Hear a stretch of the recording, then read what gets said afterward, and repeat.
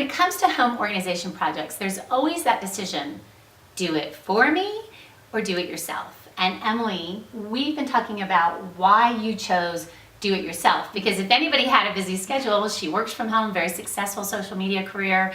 She's got 3 busy kids, one with autism, very busy schedule with all of Brady's precious needs. And then her husband happens to be a very successful physician. So he's got, enough said, he's on call and he's got a grueling schedule.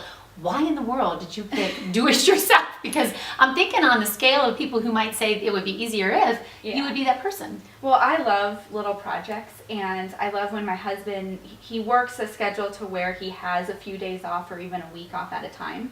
And so, you know, honey-do list, we all have them for our husbands when they're home. And so I like to throw in good projects and stuff. So that's why I wanted to do DIY, give him something to help me with when he's off. And I just like, you know, getting in there with tools. Well, I was gonna say that's that crafter side of you. Yeah. I suppose if you weren't, you couldn't probably be very much of a crafter if you didn't have a knack for doing something yourself. And Emily, I wanted to talk with you about how the installation process went for you, because Emily and her husband decided to proceed with an installation over a epic flooding weekend. Yes.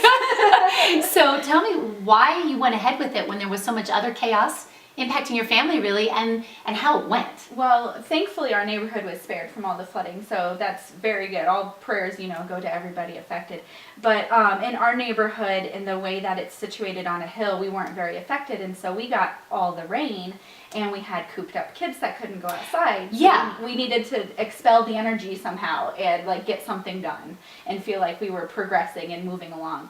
And so we decided to tackle this over that same weekend. Well, and I think everybody can identify with that you want to, if you can't go out, it's like a blizzard, a flood, heat wave. If you can't go out, you make the most of the fact that you're stuck at home, and you really were stuck at home. So how long did it take you to install this? If we did it over one day, it would have taken us one day to do it, but we kind of spaced it out over a couple of days. And one day meaning 24 hours? One day meaning like maybe 8 to 10 hours at most. Wow. Total, start to finish. So I love that you had both easy design and then easy installation, because then that gives you the easy effect afterwards of that organized awesome that you were looking for. Yeah, the only part that was, you know, a bit of a struggle for us was figuring out exactly where to place it based on the studs on the wall and the outlets and that. That was the only struggle that we had, was really where it was going to fit. And that was something that came out when you were installing versus designing? It was built into the design, so really all we had to do was, you know, follow what it said, but of course my husband and I had to bicker on that about exactly where it was going to go and all that. Well, I think arguing about exactly where things go sounds perfectly normal for most couples who might be working on a project over the weekend.